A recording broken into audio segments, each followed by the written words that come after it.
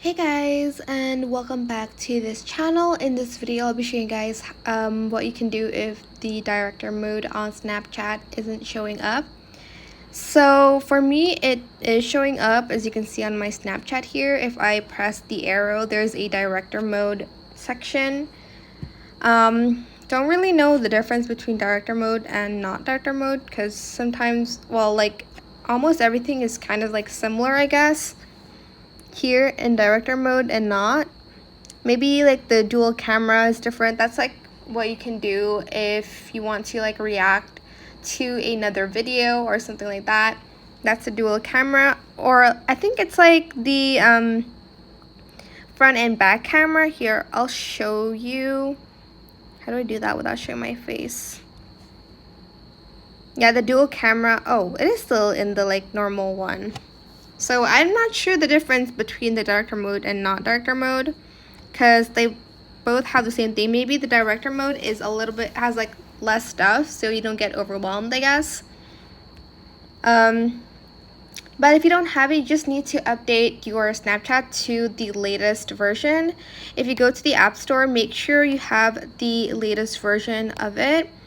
I didn't have director mode in my old phone because it was an iPhone X and I couldn't upgrade it up till the latest software update, so that's why I think I couldn't get the director's mode. But that's probably one of the reasons why you couldn't, I guess, get it.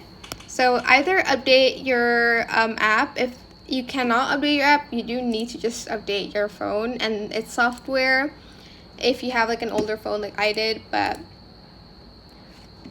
yeah, here is just the director mode.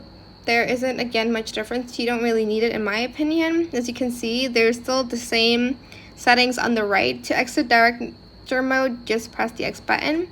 And it's also available for every country, because I think it's available for every country because I'm in like a place where it's harder for us to get like updates on like apps or anything like that.